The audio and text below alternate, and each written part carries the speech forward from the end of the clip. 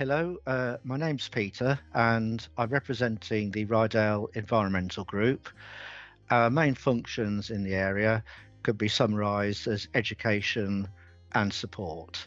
We educate through online talks and street stalls, and we support a very wide range of local groups that are operating in our area. What are you most proud about? I think if I look over the last 3 years, the thing that gave me the most individual pleasure was our first eco fair that we held last year. Uh, there was a lot of cynicism about it, whether people would turn up, if people wanted to exhibit. In the end, we had, I think it was 27 exhibitors, and we had over 250 visitors. And over the 6 hours of the fair, all the stalls told us that they were busy and they felt it was very productive. So we felt that that was definitely a good success and very helpful. How are you making a difference to Yorkshire's circular economy? Yes, I think one good example, and I have to give the local groups probably more credit than us for this, are give or take days, which are held in various towns, including Malton, Kirby Moorside, Helmsley, and Pickering. With the give or take days, people come along and basically dump off things that they would otherwise just throw. Um, and Other people come along and take them, which means that waste is minimized, which is great for the planet and also great for people who perhaps couldn't necessarily afford things that they have taken away. One example of this was in Pickering, where a very large hall was completely filled with items that people didn't need.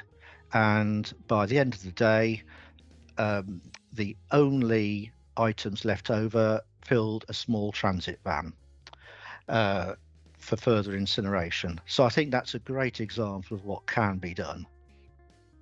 What has been the main lesson learned so far? I think one thing that's very important is you have to remember there's a lot of inertia with the general public. I can give a concrete example of this. In my own village of Kirby Misperton, we run an alternative recycling centre, which recycles things that the local council doesn't. Now, one of the items we thought of introducing Tetra Packs, and there was a strong counter argument that there is somewhere not too far away where people can drop these off for recycling. But we thought, well, a lot of people would be too lazy or they just won't know about this. So let's add Tetra Packs to our list of items and see what happens.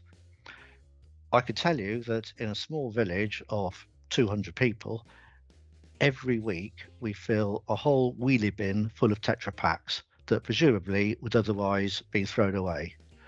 So I think that's a good example of how you have to accept a certain amount of lack of knowledge and inertia amongst the general public and take that on board. What are your top tips for setting up a circular economy initiative? Right. I think the first thing I'd say is don't try to reinvent the wheel. Um, if you look up, for instance, give or take days, just Google it and you'll find that plenty of people are already doing it, and you can get ideas immediately online without having to, reinvent the wheel. So I think that's the first thing. There is a lot of information out there. And also, if you ring these people up of different groups, they're very happy to talk to you. In fact, they want to. So I think that's one tip. And another thing I'd say is that don't forget local councils.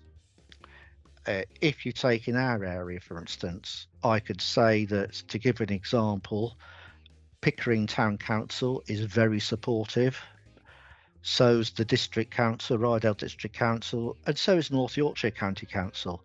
So don't forget, there are these people that can help you, not just with advice, but sometimes with funding.